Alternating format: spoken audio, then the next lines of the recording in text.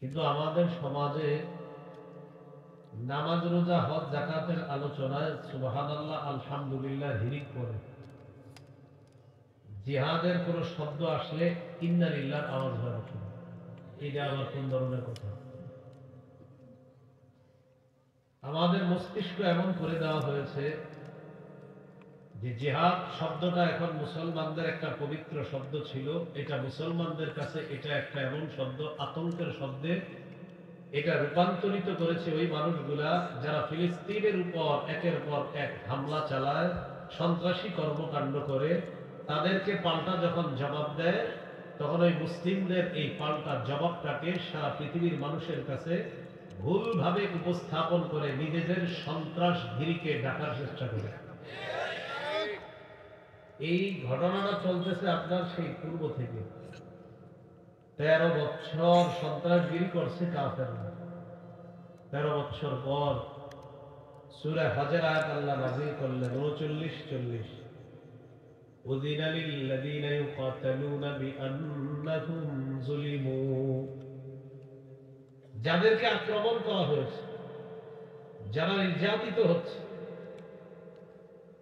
তারা এখন জবাব দেওয়ার সময় হয়েছে, এখন তারা জবাব দিবে। উযিনা, তাদেরকে জিহাদের অনুমতি দেওয়া হবে। কেন? বিআন্নাহুম যুলিমু, তারা মাজলুম, তাদের উপর জুলুম করা হয়েছে। জিহাদের মন মানসিকতা আপনাদের আছে?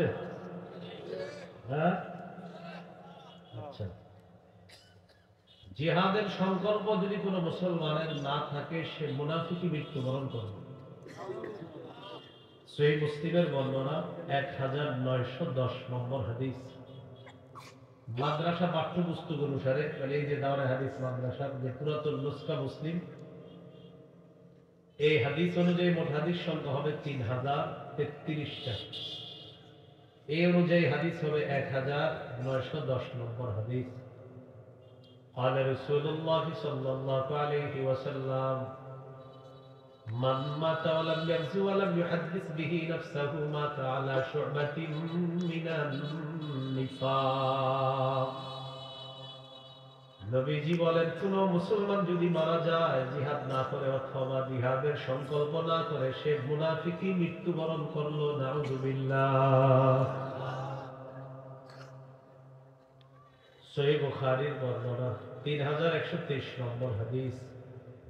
عن أبي هريرة رضي الله تعالى عنه قال قال رسول الله صلى الله عليه وسلم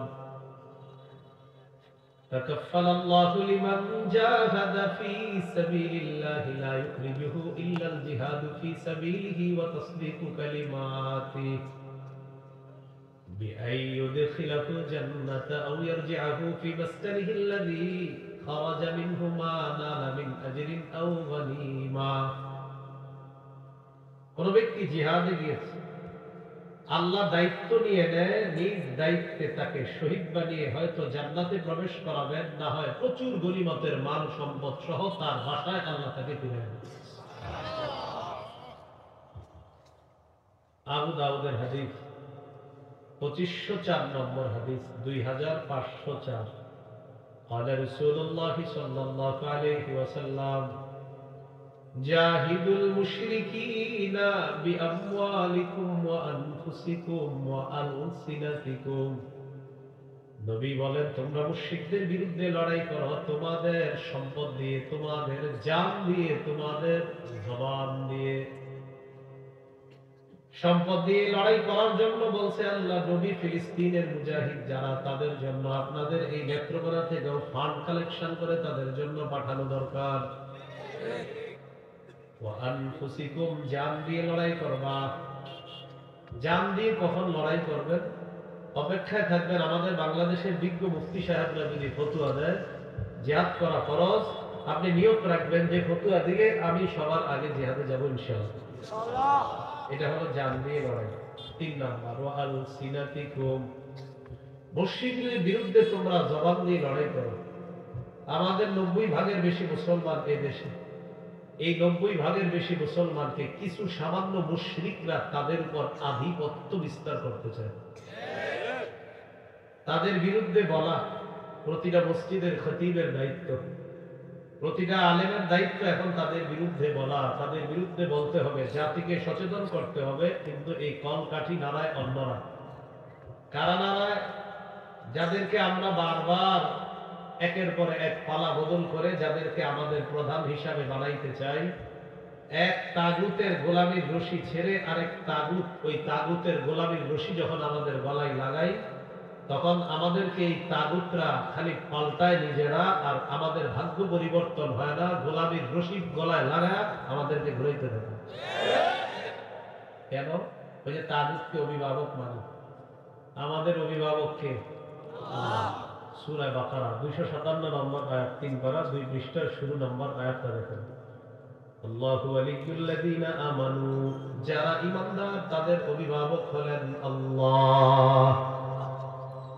সূরা মাঈদার 51 নম্বর আয়াতে আল্লাহ তাআলা বলেন, ইয়া আইয়ুহাল্লাযীনা আমানু লা তাত্তাখিযুল ইয়াহুদা ওয়ান নাসারা আউলিয়া। হে ঈমানদারগণ, ইহুদি খ্রিস্টানদেরকে অভিভাবক বানাও না, তাদেরকে অভিভাবক বানাও না। তারা একে অপরের অভিভাবক, একে অপরের দোস্ত, বন্ধু। তারা কখনো মুসলমানদের ভালো চায় না, এরা মুসলমানদের সব সময় খারাপ চায়। তো আমরা এক পশ্চিমা ছাড়ি আর এক পশ্চিমা ধরি, বৃষ্টি থেকে বাঁচার জন্য ঝর্ণার নিচে আসে দাঁড়াই, যেন আমার গায়ে পানি না লাগে। কি না লাগে? পানি না লাগে। পানি কি লাগবে না ঝর্ণার নিচে? এই জন্য এখনো সময় আছে। এখন এমন একটা পরিস্থিতি চলতেছে, ইসলামী বাইরের যে দলগুলো আছে তাদের সুবর্ণ একটা সুযোগ চলতেছে, এই সুযোগ কাজে না লাগাইলে আগামী 50 বছরে এই সুন্দর সুযোগটা আর পাওয়া যাবে কিনা আল্লাহ ভালো জানে। এখন সুযোগটা কাজে লাগাতে হবে। মুশরিকদের বিরুদ্ধে লড়াই করা, সম্পদ দিয়ে, জান দিয়ে এবং জবান দিয়ে লড়াই করা, আমরা লড়াই করব ইনশাআল্লাহ। তিরমিজির বর্ণনা 1655 নম্বর হাদিস, 1655। عن أبي هريرة رضي الله تعالى عنه قال قال رسول الله صلى الله عليه وسلم ثلاث حق على الله عونهم। আল্লাহ নবী বলেন, তিন ব্যক্তিকে সাহায্য করা আল্লাহ তাআলা নিজের উপর ওয়াজিব করে দেয়। এক নম্বর, আল মুজাহিদু ফি সাবিলিল্লাহ, যে ব্যক্তি আল্লাহর রাস্তায় লড়াই করে, এই মুজাহিদকে সাহায্য করা আল্লাহ তাআলা নিজের উপর ওয়াজিব করে দেয়। দুই নম্বর, আল মুকাতাবুল্লাযী ইউরিদুল আদা, ওই চুক্তিকৃত গোলাম, মনিবের সাথে চুক্তি হয়েছে এই পরিমাণ টাকা দিলে মনিব তাকে আজাদ করে দিবে, এই গোলামকে সাহায্য করা আল্লাহ নিজের উপর ওয়াজিব করে দেয়। তিন নম্বর, ওয়ান্নাকিহুল্লাযী ইউরিদুল আফাফা, যে ব্যক্তি বিয়ের মাধ্যমে পুত পবিত্র হতে চায় তাকে সাহায্য করা আল্লাহ তাআলা নিজের উপর ওয়াজিব করে দেয়। তো বিয়ের মাধ্যমে পুত পবিত্র হতে হবে। আমরা বিয়ের আগে কি করি? মেয়েরে দেখতে যায়, ছেলের বাবাও দেখে। হুবো স্ত্রীকে ছেলের বাবা দেখা বিয়ের আগে সম্পূর্ণ হারাম।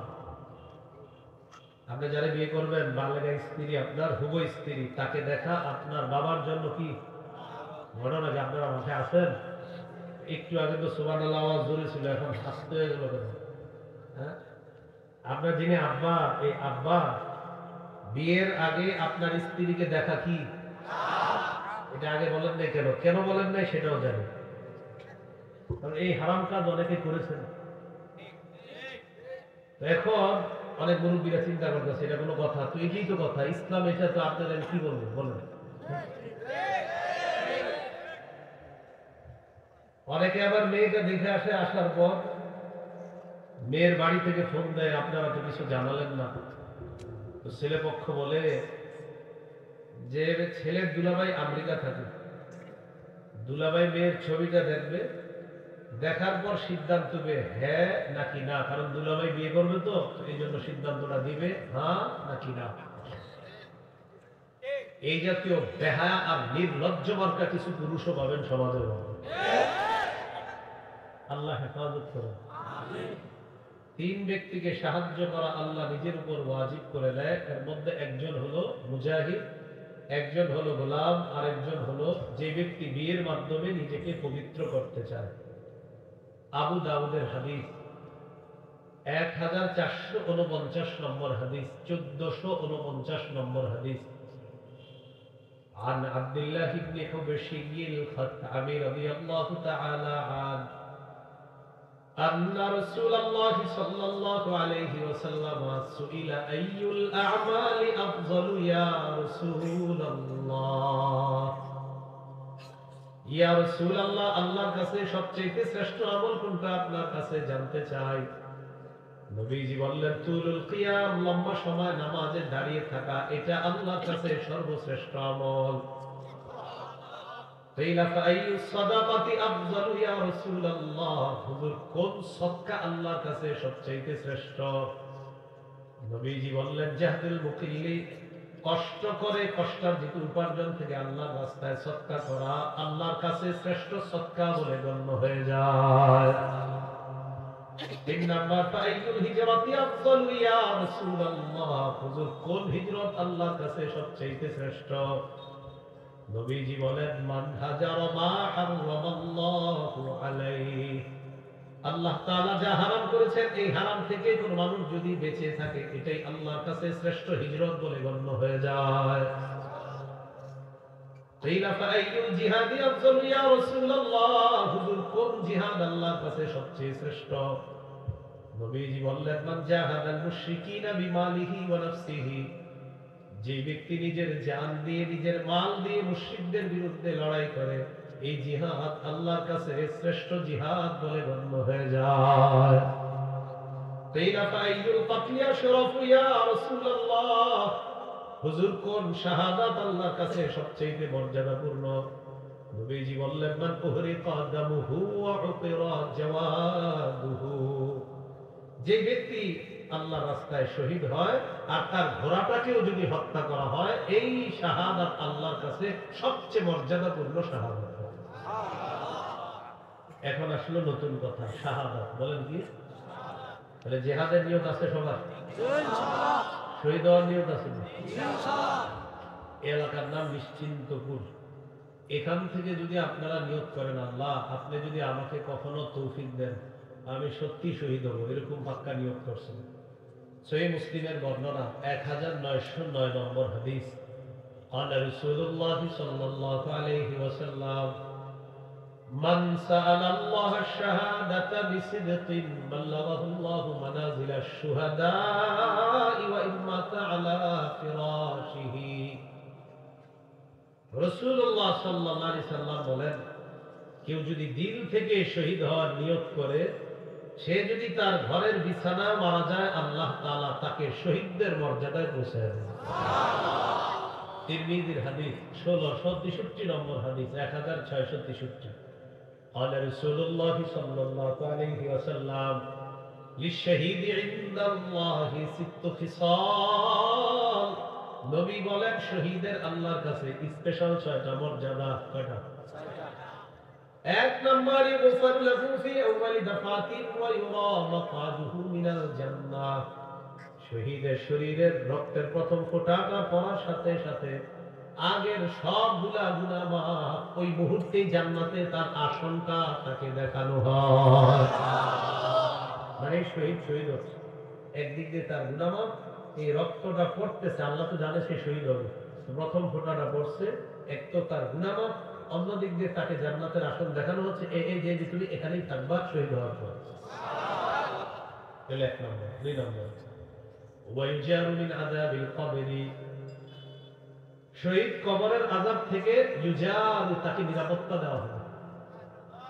তিন নম্বর, ওয়ায়ামানু মিনাল ফাজাইল আকবার। ভাই বক্সের আওয়াজগুলো একটু কমান, এই মাইকলেন ভাইয়া, বক্সের আওয়াজগুলো একটু কমান। ওয়ায়ামানু মিনাল ফাজাইল আকবার, কিয়ামতের ময়দানে বিভীষিকাময় মুহূর্ত থেকে সে নিরাপত্তা লাভ করবে, কবরের আযাব থেকে সে নিরাপত্তা লাভ করবে। 4 নম্বর, ওয়ায়ুদাউ আলা রাসিহি তাজুল ওয়াকারি ইয়াকুতাতু মিনহা খায়রুম মিনাদ দুনিয়া ওয়া মা ফিহা। 4 নাম্বার, জান্নাতের মরমর পাথর খচিত মুকুট শহীদের মাথায় পরিয়ে দেওয়া হবে। এই পাথরের কত দাম! আল্লাহ নবী বলেন, এই পাথর দুনিয়া আর দুনিয়ার মধ্যে যা কিছু আছে এর চাইতে এই পাথরের মূল্য আল্লাহর কাছে অনেক বেশি। 5 নাম্বারটা বলবো? সবাই বলেন, বলবো? ويزوج 72 زوجة من الحور العين 72 জন হুরকে শহীদের সাথে বিয়ে দেওয়া হবে। সুবহানাল্লাহ। 6 নাম্বার, ইশফাউ ফি 70 মিন আকারিবিহি, শহীদের নিকট আত্মীয়র মধ্যে কম পক্ষে 70 জনের ব্যাপারে তার সুপারিশ আল্লাহর কাছে গ্রহণযোগ্য হয়ে যাবে। এই হলো শহীদের স্পেশাল 6টা পুরস্কার। তিরমিজির হাদিস 1661 নম্বর হাদিস। قال رسول الله صلى الله عليه وسلم ما من أحد من أهل الجنة يسره أن يرجع إلى الدنيا غير الشهيد। নবীজি বলেন, জান্নাতের মধ্যে যারা থাকবে তারা দুনিয়াতে কেউ আসতে চাইবে না, শহীদ বারবার দুনিয়াতে আসতে চাইবে। সুবহানাল্লাহ। কেউ আসতে চাইবে না, কে চাইবে? শহীদ। কেন? يقول حتى أقتل 10 مرات مما يرى مما أعطاه الله من الكرامة। নবীজি বলেন, আল্লাহ তাআলা শহীদকে যে মর্যাদা দান করেছেন, এই নিয়ামত পাওয়ার পর শহীদের মন চাইবে আমি আবার দুনিয়াতে যাব, আবার আমাকে শহীদ করা হবে, আবার যাব, আবার শহীদ করা হবে। কমপক্ষে 10-12 যদি আমাকে শহীদ করা হয় আমি রাজি আছি, আমি বারবার শহীদ হতে চাই, বারবার আল্লাহর কাছে পুরস্কার পেতে চাই। এই জন্য নবীজি বলেন, সহিহ বুখারী 2797 নম্বর হাদিস। قال رسول الله صلى الله عليه وسلم والذي نفسي بيده لوددت أني أقتل في سبيل الله ثم أحيا ثم أقتل ثم أحيا ثم أقتل ثم أحيا ثم أقتل। নবীজি বলেন, আল্লাহর কসম আমার মন চায় আমি দুনিয়াতে যাই, আবার আমাকে শহীদ করে দেওয়া হোক, আবার আমাকে জিন্দা করা হোক, আবার আমাকে শহীদ করা হোক, আবার জিন্দা করা হোক, আবার শহীদ করা হোক, আবার জিন্দা করা হোক, আবার শহীদ করা হোক। হাদিস দ্বারা বোঝা যায় আল্লাহ নবী চায় আমাকে যতবার শহীদ করা হবে আমি চাই আবার ততবার আমাকে জিন্দা করা হোক, আবার আমাকে শাহাদাতের মর্যাদা দান করা হোক। তাহলে শহীদ হওয়ার নিয়ত আছে সবার? ইনশাআল্লাহ। আল্লাহ তৌফিক দান করুন। আমিন। মনে আছে? কি মনে আছে বলেন? ইসলামে পরিপূর্ণ আছে কিনা কয়া বলো? 1 নম্বর, আত্মসমর্পণ। আল্লাহ যা বলবে সব মানতে হবে, আদেশ নিষেধ সব মানতে হবে। বলেন আনুগত্য, বলেন আনুগত্য করা আল্লাহর হুকুম। বলেন তো আনুগত্য করা কার হুকুম? এবার বলেন ইতাআত, বলেন ইতাআত করা আল্লাহর হুকুম। তাহলে ইতাআত করা কার হুকুম? আল্লাহর হুকুম। আনুগত্য করা কার হুকুম? আমিরের আনুগত্য করা কার হুকুম? শাসকের আনুগত্য করা কার হুকুম? খুব মন দিয়ে বুঝেন। সূরা নিসা 59 নম্বর আয়াতে আল্লাহ তাআলা বলেন, ইয়া আইয়ুহাল্লাযীনা আমানু আতিউল্লাহ ওয়া আতিউর রাসূলা ওয়া উলিল আমরি মিনকুম। আল্লাহ তাআলা বলেন, তোমরা আল্লাহর আনুগত্য করো, রাসূলের আনুগত্য করো, তোমাদের মধ্যে যারা শাসক তাদের আনুগত্য করো।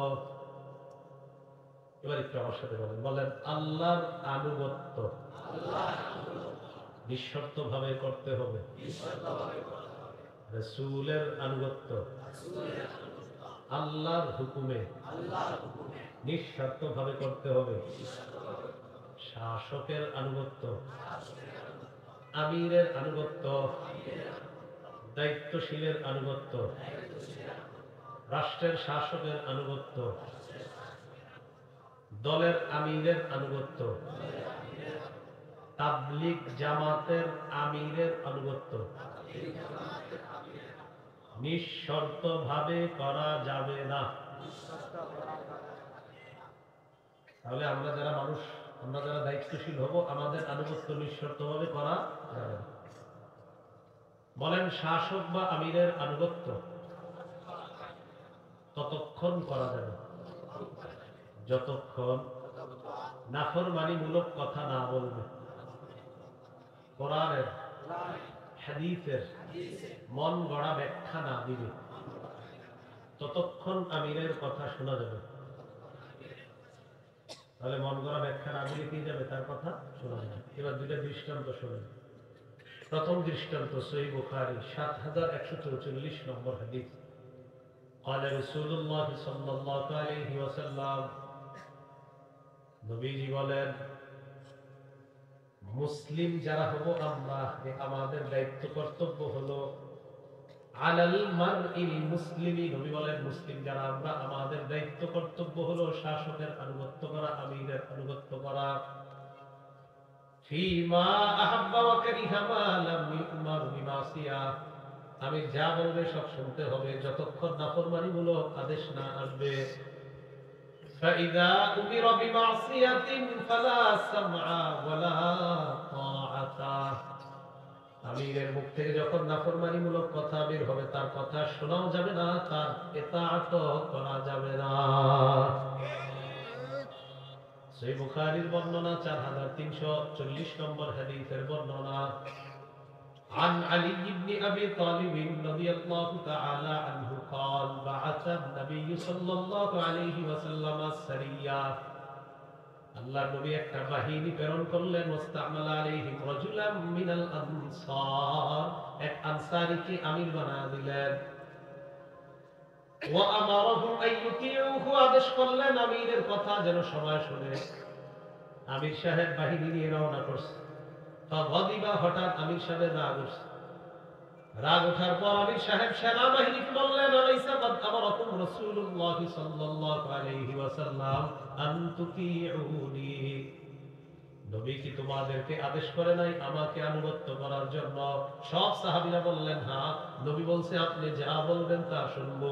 আমির সাহেবের রাগ উঠে গেছে। আবার বুঝেন, একটা বাহিনী নবী জিহাদে পাঠাইলেন, একজন আমির নিযুক্ত করে দিলেন, আর বলে দিলেন আমির যা বলবে সব শুনবো। তো আমির সাহেবের রাগ উঠছে। আমির সাহেব সবাইকে বললেন, নবী কি বলে নাই আমার কথা শোনার জন্য? সবাই বললেন হ্যাঁ বলছে। তাহলে এখন আমি যা বলবো সব শুনলাম। জি শুনবো। ইজমাউলি হাতাবা, লাকড়ি সংগ্রহ করে নিয়ে আসো।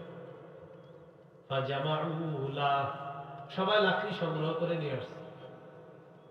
এবার আমির সাহেব বললেন আউকিদুহা নারা, লাকড়ির মধ্যে আগুন লাগা দাও।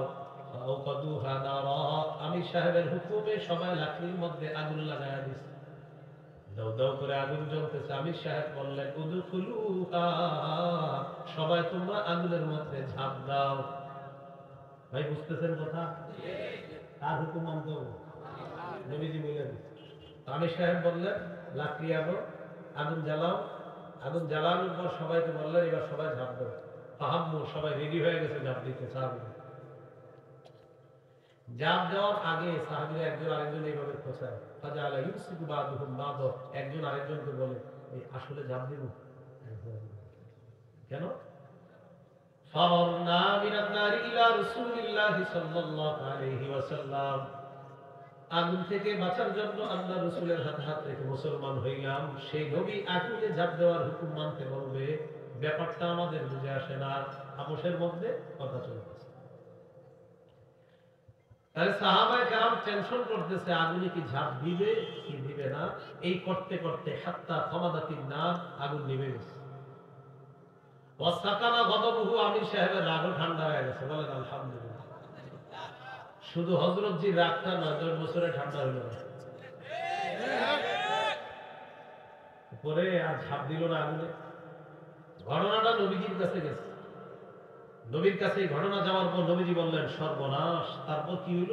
হুজুর কেউ ঝাঁপ দেয় না। নবী বললেন লাউ দাখালুহা মা খারাজু মিনহা ইলা ইয়াউমিল কিয়ামাহ, তারা যদি আগুনে ঝাঁপ দিত কিয়ামত পর্যন্ত আগুন থেকে বের হতে পারত না। এবার আল্লাহ নবী বললেন ইন্নামাত তাআতু ফিল মা'রুফ, আমিরের আনুগত্য হবে শুধু ন্যায়সঙ্গত কথা কাজে। আমির যদি নাফরমানির কথা বলে আমিরের কথা শোনা যাবে না, মানা যাবে না। আলেমরা ধরা দিছে একজন আমিরের এই ভুলগুলা, তিনি এই ভুলগুলা থেকে ফিরে না আসলে তাকে মানা যাবে না, তার কথা শোনা যাবে না। এই ক্ষেত্রে আলেমদের কথা যারা না মানবে সবাই গোমরাহ, সবাই কি হবে? পথভ্রষ্ট হবে। তাহলে বলেন আমরা আলেমদের সাথে আছি। আগামী 31 জানুয়ারি 1-2 ফেব্রুয়ারি আলেমদের তত্ত্বাবধানে টঙ্গীর মাঠে যাব ইনশাআল্লাহ। মনে থাকবে সবার? তাহলে আনুগত্য করা হুকুমটা কার? আল্লাহ। আল্লাহর আনুগত্য শর্ত লাগবে না, রাসূলের আনুগত্য আল্লাহর হুকুমে শর্ত লাগবে না, শাসকের আনুগত্যে আমিরের আনুগত্যে শর্ত লাগবে কি? লাগবে। আল্লাহ আমাদেরকে কথাগুলা বোঝার তৌফিক দান করে। মনে আছে ইসলামে পরিপূর্ণ আছে কিনা? কয়ালাম 1 নম্বর আত্মসমর্পণ, আল্লাহর সব আদেশ নিষেধ মেনে নেওয়া। 2 নম্বর ইখলাস। বলেন 2 নম্বর কি? ইখলাস। এই ভাই আপনি মাদ্রাসা ছাত্রীদেরকে বুখারী নিয়ে বসতে বলেন মাদ্রাসায়। মোতামিম সাহেব কোথায়? আপনি বলে দেন, ওনারা যদি বুখারীর ওই শেষ হাদিস নিয়ে বসে থাকে। তো 2 নম্বর ইখলাস। বলেন 2 নম্বর কি? ইখলাস। ইখলাস কি জিনিস? ইখলাস অন্তরের জিনিস। বিশুদ্ধ নিয়ত অন্তরে রাখা, ইখলাসের সাথে নিয়ত করা, খালিস নিয়ত করা, স্বচ্ছ নিয়ত করা, এটা ইখলাস। সহিহ বুখারীর প্রথম হাদিস, ইন্নামাল আমালু বিন্নিয়াত। আমলের প্রতিদান নির্ভর করে বিশুদ্ধ নিয়তের সাথে। এই হাদিসে ইমাম বুখারীর উস্তাদের নাম হুমায়দি। কি নাম? বুখারী শরীফের সর্বশেষ হাদিস, এটার উস্তাদের নাম হলো আহমদ। ইমাম বুখারীর উস্তাদের নাম কি? প্রথম হাদিসে ইমাম বুখারীর উস্তাদের নাম হুমায়দি, শেষ হাদিসে ইমাম বুখারীর উস্তাদের নাম আহমদ। হুমায়দির মধ্যে প্রশংসা, হামিম দাল আছে। বলেন হামিম দাল। অর্থ প্রশংসা করা। বলেন আহমদের মধ্যেও হামিম দাল আছে, প্রশংসা করা। বলেন ইমাম বুখারী তার কিতাবের সেই উস্তাদের নামের মধ্যে প্রশংসা অর্থ আছে। শেষ হাদিস যেই উস্তাদ থেকে বর্ণনা করেছেন সেই উস্তাদের নামের মধ্যেও প্রশংসা করার অর্থ আছে। অতএব ইমাম বুখারী প্রথম হাদিস এবং শেষ হাদিস, এই 2 হাদিসের উস্তাদের মাধ্যমে আমাদেরকে বুঝাইতে চায় পৃথিবীতে যতদিন বাঁচব ততদিন বেশি বেশি আল্লাহর প্রশংসা করা। কি করা? আল্লাহর প্রশংসা করা। তো ইমাম বুখারী শেষ হাদিস আছে, ওই হাদিসটাও আপনার, এটা হলো আমলের হাদিস। কালিমাতানে হাবিবাতানে ইলার রহমান খফিফাতানে আলাল লিসান সাকিলাতানে ফিল মিজান। বলেন আমার সাথে, 2টি বাক্য। বলেন 2টি বাক্য আল্লাহর কাছে প্রিয়, জবানে হালকা। আবার 2টি বাক্য আল্লাহর কাছে প্রিয়, মুখে উচ্চারণে সহজ, ওজনের পাল্লায় ভারী। সুবহানাল্লাহি ওয়া বিহামদিহি সুবহানাল্লাহিল আযীম। এই 2টি বাক্য আল্লাহর কাছে অতি প্রিয়, জবানে উচ্চারণে একদম সহজ। মসজিদে জামাতের আগে আজাইরা গল্প গুজব না করে এই 2টি বাক্য পড়ার চেষ্টা করব। মসজিদে বসে থাকে না অনেকে, জামাতের 5 মিনিট আছে, একজন আরেকজনের কয় তোমার কি ক্ষেতের কি অবস্থা, এই ক্ষেতটা ঠিক মতো চলতেছে, এগুলো না বলে পড়বেন। বলেন সুবহানাল্লাহি ওয়া বিহামদিহি সুবহানাল্লাহিল আযীম। এই 2টি বাক্য আল্লাহকে খুশি করার জন্য পড়ব। আল্লাহ খুশি হয়ে কিয়ামতের ময়দানে ওজনের পাল্লায় এই 2টি বাক্য অনেক ওজনওয়ালা করে দিয়ে আমাদেরকে যেন জান্নাত দান করেন, বলেন আমিন। বলছিলাম ইসলামে আছে কিনা কয় আলামত? 5 আলামত। 2 নম্বর ইখলাস। নাসাইর হাদিস 3140 নম্বর হাদিস। أرأيت رجلا غزا في سبيل الله يلتمس الأجر والذكر فما له يا رسول الله ইয়া রাসূলুল্লাহ, এক ব্যক্তি আল্লাহর রাস্তায় লড়াই করেছে। লড়াই করার উদ্দেশ্য হলো দুইটা। এক নাম্বার আল্লাহর কাছ থেকে সওয়াব কামাই করা, 2 নাম্বার মানুষ তাকে বলবে বড় মুজাহিদ, বাহ বাহ কামাই করা। ফামালাহু ইয়া রাসূলুল্লাহ, হুজুর সে কি সওয়াব পাবে? নবীজি বললেন লা শাইআ লাহু, সে কিছুই পাবে না, সে কিছুই পাবে না। নবীজি কি বললেন? সে কিছুই পাবে না। এই কথা বলার পর আ'আদাহা 3 মাররাত, এই প্রশ্নটা আল্লাহর নবীকে 3 বার করলেন। নবীজি বললেন লা শাইআ লাহু, লা শাইআ লাহু, লা শাইআ লা, সে কিছুই পাবে না, সে কিছুই পাবে না, সে কিছুই পাবে না। হাদিসের শেষে আল্লাহ নবী বলেন ইন্নাল্লাহা লা ইয়াকবালু মিনাল আমাল ইল্লা মা কানা লাহু খালিসা ওয়া বতুগিয়া বিহি ওয়াজহুহু। আল্লাহ তাআলা ততক্ষণ আমল কবুল করেন না যতক্ষণ এই আমলটা ইখলাসের সাথে না করা হবে, ততক্ষণ আল্লাহ আমল কবুল করেন না। আল্লাহ আমাদেরকে সব আমল ইখলাসের সাথে করার তৌফিক দান করেন। 3 নম্বর আলামত, বলেন বিশুদ্ধ আকীদা। আকীদায় শিরিক রাখা যাবে না, বেদাত রাখা যাবে না। আমরা শিরকি কথা কাজ করব না, শিরিকের মজলিসের আশেপাশে যাব না। যেখানে শিরিকের গন্ধ বের হয়, চাই সেটা সাপ্তাহিক গন্ধ হোক, বাৎসরিক গন্ধ হোক, আমরা এগুলার আশেপাশে যাব না। 5 আগস্টের পরে 2-3 দিনে সাফা সাফা করে লইতে কাজ হয়ে যেত। এখন গেলে সমস্যা আছে, বুঝলেন না? প্রথম 2-3 দিনে সাফা সাফা করে লইলে কিছুই না। ওই সময় যারা করে ফেলছে সব কাজ হয়ে গেছে, আর যারা করতে পারেন নাই এখন এই ঝামেলা হবে, ওই ঝামেলা। 5 আগস্টের পরে 2 দিনের মধ্যে একদম সাফা করে দিতে পারতেন, খালাস ঠিক করলে আমার কাজে বল। ওই সুবিধা করলে ঠিক হতো। সূরা লুকমানের 13 নম্বর আয়াতে আল্লাহ বলেন ইয ক্বালা লুকমানু লিবনিহি ওয়া হুয়া ইয়াইযুহু ইয়া বুনাইয়া লা তুশরিক বিল্লাহ ইন্নাশ শিরকা লাযুলমুন আযীম।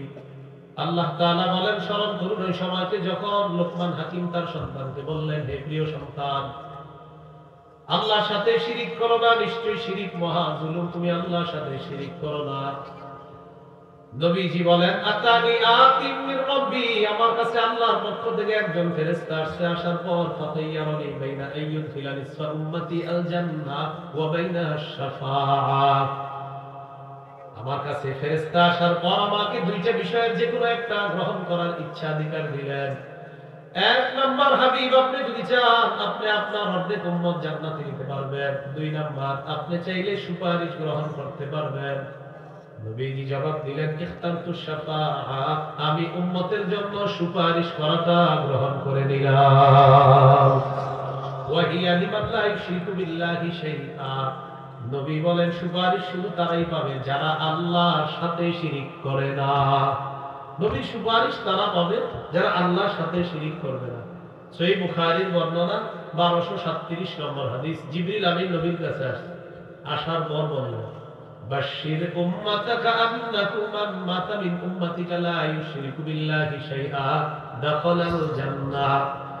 ইয়া রাসূলুল্লাহ, ইয়া হাবিবাল্লাহ, আপনি আপনার উম্মতকে সুসংবাদ জানায়া দেন, আপনার উম্মতের যারা শিরিক করা ছাড়া মারা যাবে তাদেরকে জান্নাতে প্রবেশের সুসংবাদ জানায়া দেন। তাহলে শিরিক করা যাবে না, আকীদায় শিরিক রাখা যাবে না। আমরা শিরিকি গান টান ইত্যাদি এগুলোও শুনবো না। আপনাদেরকে অনেকে শিরিকি গান শোনাবে, এরকম মঞ্চ বানায় এক পাশে একদল আরেক পাশে আরেক দল, একটা গান গায়া এরকম টেন টেন করে একটা নাড়া দিবে, বলবে বুখারী, আরেকজনের গানের জবাব দিয়ে বলবে মুসলিম। মানে হ্যাঁ বুঝাইলো হ্যাঁ গানটা এটা বুখারী অনুযায়ী হয়েছে কথাগুলো, আর হ্যাঁ বুঝায় মুসলিম অনুযায়ী। আবার এদের মাঝে একজন সংসদে দাঁড়ায় বলছে বুখারী, মুসলিম, তিরমিজি, নাসাই, আবু দাউদ, ইবনে মাজাহ, মিশকাত, সিহা সিত্তার সব কিতাব তার পড়া আছে। কোথাও পায় নাই গান হারাম। মৌলভীরা কোথায় পাইল গান হারাম? বলেন আমার সাথে, বলেন সহিহ বুখারী 5590 নম্বর হাদিস। এই হাদিসে আছে গান, বাদ্য, ঢোল, তবলা সব হারাম। এখন বুখারী কি সিয়াসিত্তার ভিতরে না বাইরে? সব বলেন। তাহলে যে বললো সব পড়ছে, এটা ভণ্ডামি।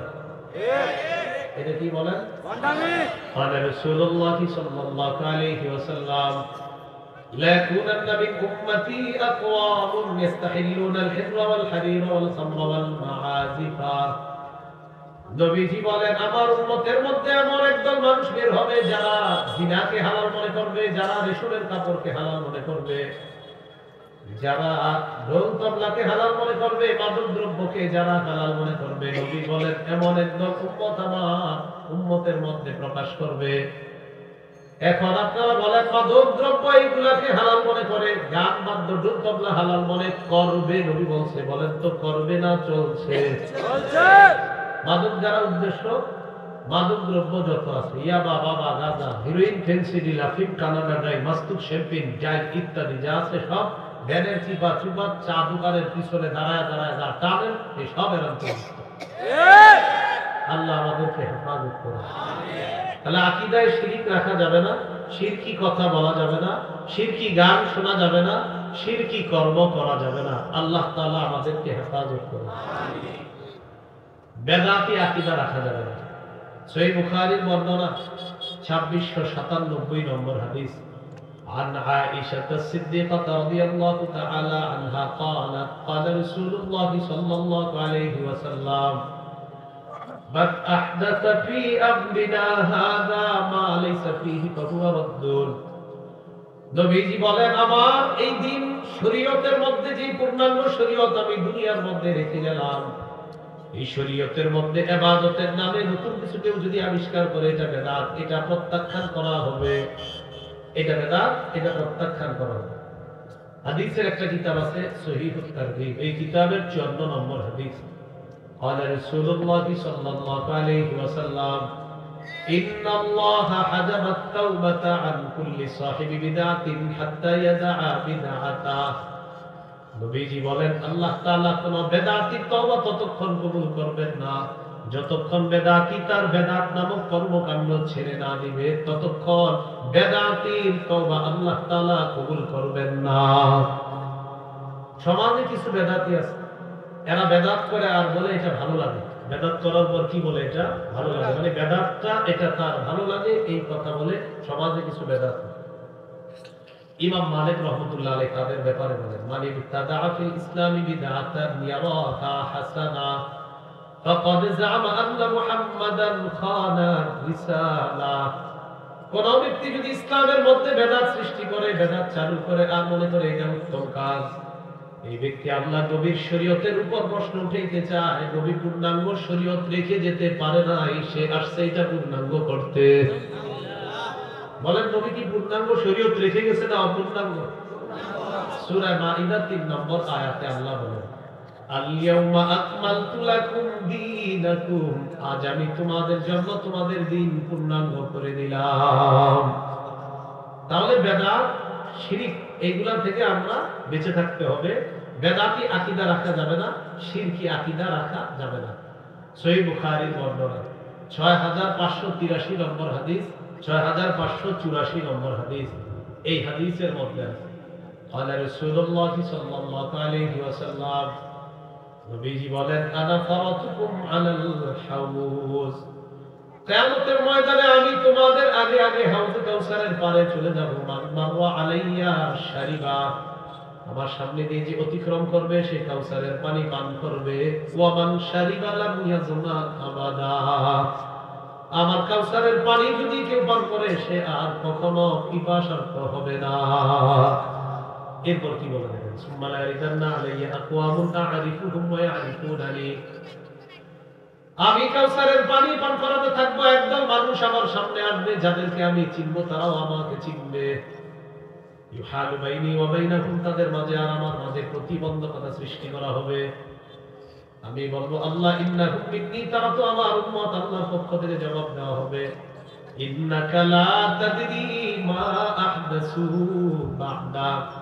হাবিব, আপনি জানেন না আপনি দুনিয়া থেকে বিদায় নেওয়ার পর কত নতুন নতুন বেদাত সৃষ্টি করেছে আপনার। দিচ্ছেন 1 ঘন্টা 2 ঘন্টা, একজন বেদাত থেকে বললেন এই জায়গায় আপনি আস্তানা গাড়ার পর বেদাত সাপ্লাই দিবেন, আমরা 2 ভাই মিলামিশা বেদাত সাপ্লাই দিব, এরকম একটু জায়গা দিয়ে দিচ্ছেন। তো এই যে ভণ্ডামি করার জায়গাটা দিলেন, এতে কি হবে? সহিহ বুখারীর বর্ণনা 3172 নম্বর হাদিস। রাসূলুল্লাহ সাল্লাল্লাহু আলাইহি সাল্লাম বলেন, মান আহদাসা ফিহা হাদাসান আও আওয়া মুহদিসা, যে ব্যক্তি নিজে বেদাত করে অথবা কোনো বেদাতিকে প্রশ্রয় দেয়, আলাইহি লানাতুল্লাহি ওয়াল মালাইকাতি ওয়ান নাসি আজমাইন, তার উপর আল্লাহর অভিশাপ, ফেরেশতাদের অভিশাপ, সকল মানুষের অভিশাপ। বলি নাউযুবিল্লাহ। আল্লাহ আমাদেরকে হেফাজত করে। আমাদের সমাজে কিছু বেদাত আছে কবর কেন্দ্রিক, যা তাদেরকে শিরক পর্যন্ত পৌঁছায় দেয়। নবীজি ইন্তেকালের 5 দিন আগের হাদিস, সহিহ মুসলিমের বর্ণনা, 532 নম্বর হাদিস মাদ্রাসা পাঠ্যপুস্তক অনুসারে, আর আপনাদের পকেটের উস্তাদ অনুযায়ী 1175 নম্বর হাদিস। এই হাদিসের মধ্যে আছে রাসূলুল্লাহ সাল্লাল্লাহু আলাইহি সাল্লাম বলেন, আলা ওয়া ইন্নামান কানা ক্বাবলাকুম ইত্তাখাযু কুবুর আমবিয়াইহিম ওয়া সালিহিহিম মাসাজিদা। শোনো, তোমরা তোমাদের পূর্ববর্তী জাতি তাদের নবীদের ওলিদের কবরকে সিজদার স্থান বানিয়েছে। আলা ফালা তাত্তাখিজুল কুবুর মাসাজিদা, তোমরা কবরগুলোকে সিজদার স্থান বানাবা না। আনতাকুম আন যালিকা, আমি তোমাদেরকে নিষেধ করে দিলাম। তাহলে নবী নিষেধ করে দিলেন কবরকে যেন সিজদার স্থান না বানায়। এখন বলেন, বাংলাদেশে কবর কেন্দ্রিক সিজদা এই ইতিহাস বাংলাদেশে আছে? এই জন্য কবরের সামনে লেখা সিজদা দেওয়া শিরিক। কি লেখা? সিজদা দেওয়া শিরিক। এরপরে দেখবেন একজন সিজদা করে গেছে। মাজারের সামনে লেখা সিজদা দেওয়া শিরিক। আল্লাহ আমাদেরকে শিরিক বেদাত থেকে হেফাজত করুন। 4 নম্বর আলামত, উত্তম চরিত্র। আপনি আমাদের সামনে সুফি সাধক, ঘরে বিবির কাছে একদম দেখতে পারেন, আপনাকে এরকম হবে না। আপনি বিবির কাছে উত্তম চরিত্রের অধিকারী হতে হবে। قال رسول الله صلى الله عليه وسلم خيركم خيركم لأهله وأنا خيركم لأهلي। নবীজি বলেন, তোমাদের মধ্যে সর্বোত্তম ওই ব্যক্তি যে তার বিবির কাছে উত্তম। শোনো তোমরা, আমি নবী মুহাম্মদ সাল্লাল্লাহু আলাইহি ওয়াসাল্লাম আমার বিবিদের কাছে এই পৃথিবীর সর্বশ্রেষ্ঠ উত্তম চরিত্রের অধিকারী। তাহলে আমাদের নবী শ্রেষ্ঠ চরিত্রের অধিকারী তার বিবিদের কাছে। 5 নাম্বার আলামত, বলেন লেনদেনে স্বচ্ছ থাকা। লেনদেনে স্বচ্ছ থাকা। শুক্রবারে টাকা দেওয়ার কথা, কিয়ামতের আগে আর শুক্রবার আসে না, টাকাই দেন না আপনি, এটা সঠিক হলো না। আপনি ইসলামে পরিপূর্ণ আছেন কিনা? 5 নাম্বার আলামত লেনদেনে স্বচ্ছ থাকা। সূরা মাইদার 1 নম্বর আয়াতে আল্লাহ বলেন, ইয়া আইয়ুহাল্লাযীনা আমানু আউফু বিল উকুদ। হে ঈমানদারগণ, তোমরা চুক্তিগুলা পূর্ণ করো। তোমরা তোমাদের যে চুক্তি আছে এগুলা তোমরা পূর্ণ করো। সূরা বনী ইসরাঈল আছে, ওয়া আউফু বিল আহদ ইন্নাল আহদা কানা মাসউলা। তোমাদের কৃত অঙ্গীকার তোমরা পুরা করো। অঙ্গীকার, ওয়াদা সম্পর্কে তোমাদেরকে জিজ্ঞাসা করা হবে। সূরা বাকারা 208 নম্বর আয়াতে আল্লাহ বলেন, হে ঈমানদারগণ, ইসলামে পরিপূর্ণ রূপে প্রবেশ করো। করেছি কিনা? 5 আলামত।